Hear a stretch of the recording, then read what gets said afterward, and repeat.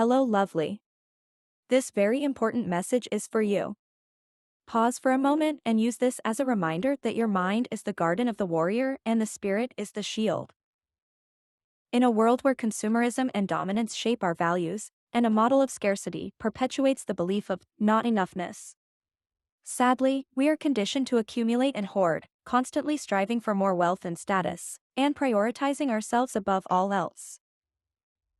Yet, no matter how much we amass, there remains a lingering sense of insufficiency, fostering fear and isolation as we try to fill this endless void.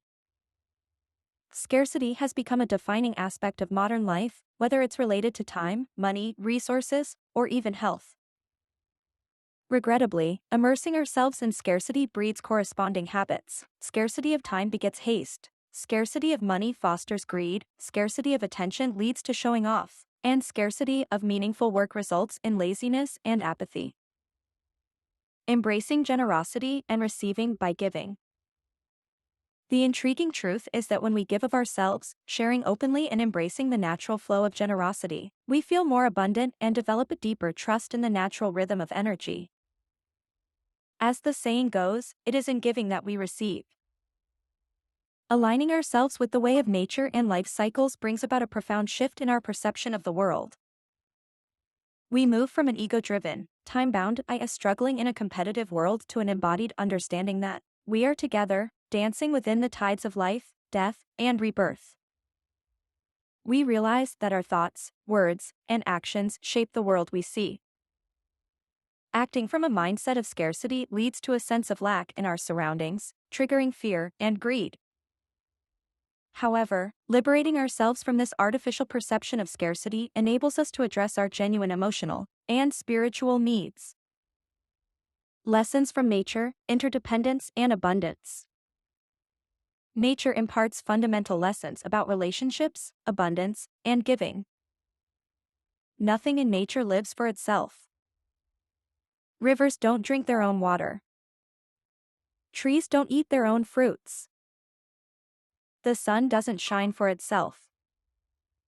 A flower's fragrance is not for itself. Nature operates on interdependence, designed to support and nourish all its components.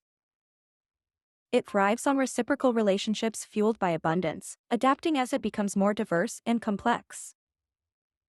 Cooperation results in the creation of an abundance of nutrients for one species that another species requires, fostering mutual support and nourishment. Embracing the abundance of life. Life on Earth relies on sunlight, an ever-present and free energy resource. However, to transform the sun's energy into life-sustaining nutrients, photosynthesis is necessary, a generous response to the abundance of sunlight. To fully embrace this generosity and the abundance of life, we must open ourselves and respond generously with open hearts and a willingness to grow. Celebrating the harvest, embracing joy and gratitude. As we celebrate the first harvest, let us remember the generosity of the sun and all the species that share this planet with us, providing sustenance and support. Let us find joy in giving and sharing as we release ourselves from the illusion of scarcity and choose to flow in harmony with the way of nature. May the seeds of your harvest reveal the beauty, abundance, love, and inspiration available to you as you continue to dream your desires into existence. While it is true that money plays a crucial role in our society, providing a certain level of financial stability that enhances our enjoyment of life, it is essential to acknowledge that many of us live in a world of excess and abundance. We must recognize that we already have enough. Breaking free from the mentality of linking our self-worth and happiness to perpetual acquisition can be a transformative journey. Learning to appreciate and find contentment in what we have can lead to a more fulfilling and balanced life.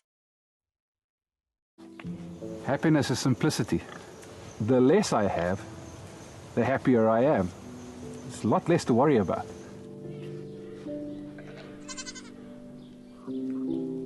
I'm not saying do away with money. I would love to get to the garage to fill up diesel in my bucky and say, here's a cabbage. Not gonna happen any day soon. So for me, it's not a matter of disconnecting from society. I recognize the importance of money. I recognize the importance of everything else around us. But I also recognize that the more I had, the more unhappy I was.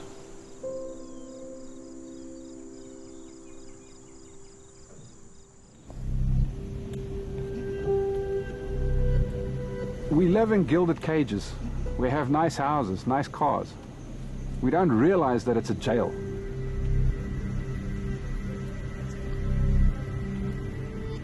I think we're so bound up with consuming, it dulls us, it closes our eyes off. So many people in life and society today worry about what the next man thinks. Follow the Joneses and keep up, and I've got to have the latest phone, car, bike. We just consume, consume, consume. People go through life thinking, oh, look, I'm making all these wonderful choices. Well, they're not making any choices at all. It's all prescribed for them. I don't look at ads or newspapers because those things, they tell you that you're not good or you're not good enough because you need to buy this product, that product, or you need this fashion, that fashion. We're forever and a day being told this is what you have to aspire towards. And that's exactly what happened to me. You grow up with movies about a rags to riches tale, about how you can become a high-flying manager. What they don't tell you is what you have to sell once you're there. You sell your soul. You lose who you are.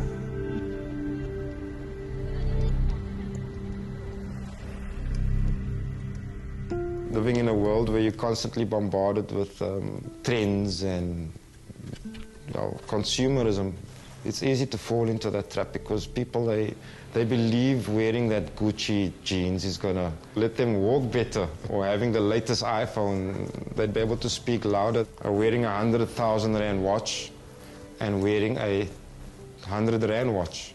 It's going to tell you the same time. They work hard for that thing, and then when they get it, they enjoy it for 5 minutes, and then that feeling's gone. And we're looking for new sensations that are cost money, perhaps, like going to a cafe every day or a new car, and we think that anything below that is not worthy. And I think that the only worthy things are all below that. We've replaced beauty with what money can purchase. I think we really need to wash our eyes. Just look at the world and see how beautiful simple things are.